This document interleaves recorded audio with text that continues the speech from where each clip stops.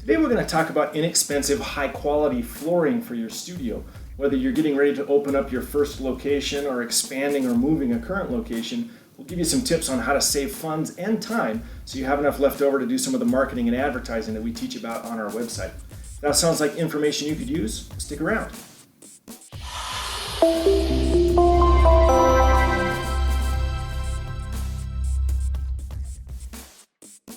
When we talk about building out a studio, really a floor and some mirrors are sort of the basic, most important pieces of the functional space itself. And because the flooring is such an important part of that, we don't necessarily want to scrimp and risk having something that turns out not looking professional or not doing everything that we need it to do.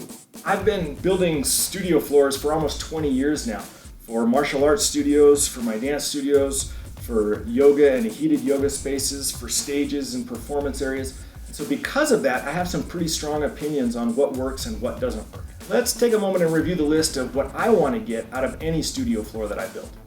1, I want it to be relatively inexpensive. I want it to be high quality without breaking the bank. 2, sprung. I want a little bit of give and return in the floor when people are jumping and dancing and moving on it. 3, easy to maintain. I don't want to have to buy special products to clean it or have to refinish it somehow every single year. 4, movable. If I need to change spaces or move locations for some reason, I can take the studio floor with me. 5, I don't want to be tied to a specific brand.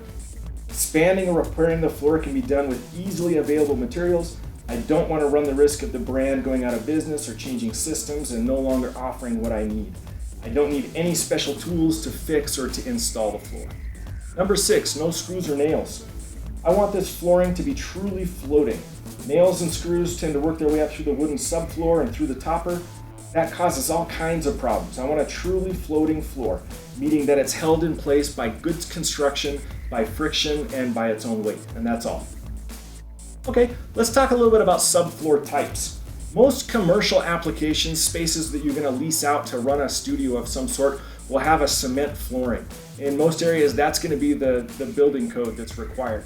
Cement has some great things going for it, man. It's beautiful. It's very, very durable. If you've seen a well-finished cement floor that's been stained, that's a very trendy look right now, and for good reason. Like I said, it's beautiful and it's very easy to maintain and to clean. It's tough to stain, for example, or to damage a cement floor. For any sort of fitness application at all, dance, martial arts, yoga, anything like that, it's generally not your best choice. Partly because there's no give in it, so any sort of repetitive percussive movement can create some injuries. Slip and falls is also an issue. Any kind of sweat, any kind of water bottle, anything that gets any kind of liquid on the floor, somebody steps on that and slips, you've got a problem on your hands. For mostly that reason, I don't recommend cement flooring for any of the applications that I'm installing. Every once in a while, you run into a potential subfloor that's made out of wood. Residential spaces, that's more common than it will be in commercial spaces, but you might run into it. I also have a friend who builds her dance floors by slapping a wooden subfloor on top of a cement floor. Basically what they do is they build out a 2x4 frame like you would for a wall and lay it flat on the ground, stick a piece of plywood or OSB board on top of that, and then the topper on top of it all. That gives the studio floor a height of about 5 or 6 inches, which I really don't like. I can't control the amount of give in the floor. Plus, when you start building fixtures like that, once again, you're back to using screws or gluing pieces together. It's very hard to transport, to move, and to recycle those pieces if I need to down the road. All right, my very favorite situation is to have a cement subfloor that's nice and solid. To build a truly floating sprung floor on top of that with my finished topper sitting on top of it all. And I want to put all of this together, like I said, in a way that I can take it apart and put it back together. It's made out of materials that are easy to replace, and I can do the work myself if I need to. Let's talk a little bit about sprung floors. You might be familiar with the flooring types that have some closed cell foam sitting underneath the subfloor, the wooden subfloor. You put a topper on top of that. Those are great. Those systems are usually produced by a specific company. Like I said, I don't want to be tied to a brand. The other drawback that we have there is that when I'm designing the floor, I can't really control the amount of squishiness or give that I want on the floor.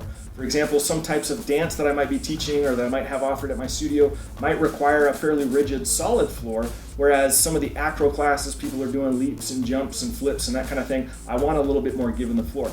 Can I control that if I'm having somebody come in and build the floor and put in a very specific type of foam? Usually the answer is no. You'll see gymnastics studios that have really cool sprung floors with actual springs. You get a whole lot of punch off of that. Applicable to gymnastics and acro and tricking and some of those arts. But if that's not what you're going for, this studio floor that we're going to build today is probably going to work for you a little bit better anyway. Another really ingenious system that I've run across is made out of skis. You've probably seen ski floors before. They take old used skis and run them opposite ends to each other across the entire floor, and that gives you some good spring. Another drawback to all of these designs is that they're fairly expensive. Not only expensive to buy in the first place, but to have installed and to fix, to repair, or to adjust at all. If you want to add on to them in the future or move them to another location, all of those things are relatively difficult with some of these styles. So, what's the secret? It's pool noodles. So pool noodles are cheap. They're ubiquitous. You can get them just about anywhere. You can get them at the dollar store. You can buy them from Walmart. If you feel really fancy, you can go to Target in the summertime and get them. I like the dollar store because there's one nearby my studio, and they also carry these really cool pens. All right, so let's go over a really quick materials list before we get into the actual construction of the studio floor. First thing you're going to need is a serrated kitchen knife. That's what we're going to use to cut the pool noodles. It works a lot better than a utility knife, and because it's got the sort of saw blade like a serrated edge, it goes right through the pool noodles like butter. Really easy to use. We're going to need some sort of straight edge. My personal favorite is to pick up a drywall square, the big 4-foot ones that have kind of a head that leans over the edge a little bit.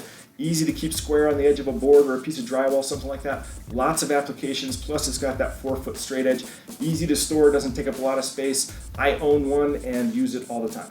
You're going to need a caulking gun. Now keep in mind that caulking guns come in a couple different sizes. You buy the bigger one and you can carry around a little bit more of the adhesive with you, but the smaller ones might be a little bit easier to handle. You decide which one works best, it really makes no difference. Liquid nails, the construction adhesive we're going to use. My favorite is just liquid nails.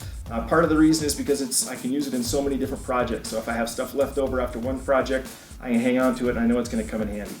The one tip I'd give you with liquid nails is to make sure you buy the correct size to fit your caulking gun.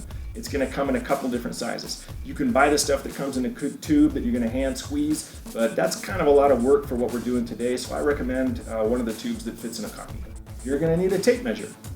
You're going to need some kind of marking tool. Could be this, could be a chalk line, whatever you know how to use, a Sharpie pen, something like that that'll show up on the boards that we're going to be cutting. You need either a circular saw or a friend that owns a circular saw. Either one of those would come in handy. I recommend you learn how to use a circular saw and that you own one if you don't already. I have purchased good circular saws at the pawn shop for $10. I recommend you spend it a little bit more than that. And $40 you can buy a reasonably good saw at the hardware store, and it's something that's going to come in handy for more than just this project. Protection, eye protection most importantly. Cutting the OSB boards that we're going to cut shoots off quite a bit of sawdust. You want to make sure you don't get that in your eyes. That's a big deal. I personally wear a respirator when I'm cutting this stuff as well. The OSB board we'll be using is held together by glue. It's little pieces of wood held together by glue. That gets in the air and I breathe it in. It really bothers my lungs personally. So I wear a respirator when I do this kind of work as well. I keep work gloves on my hands at all times as well. I don't like handling the wood, getting little splinters in my fingers. I even usually wear long sleeves to do this work just to keep all that stuff off my arms and my skin as well. The floor itself, as I mentioned, is built out of OSB. OSB stands for obfuscated strand board. It's just a bunch of little pieces of wood stuck together with glue. That's what it looks like. We're going to use both 1/4 inch sheets and 3/4 inch tongue and groove sheets. Both of those come in 4-foot by 8-foot lengths, pretty standard anywhere you go.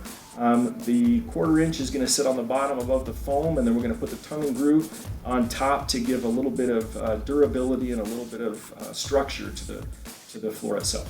After that, we just need the floor topper, and that's going to depend a little bit on what type of art you teach. I personally prefer traditional dance marley. Laid on top of this floor works really, really great. It's easy to install. We'll talk a little bit about hardwood applications and some other inexpensive vinyl options if you're looking to save money. Pool noodles come in various thicknesses and sizes and lengths. The ones I buy at the dollar store are usually about 4 feet long and just a couple of inches around.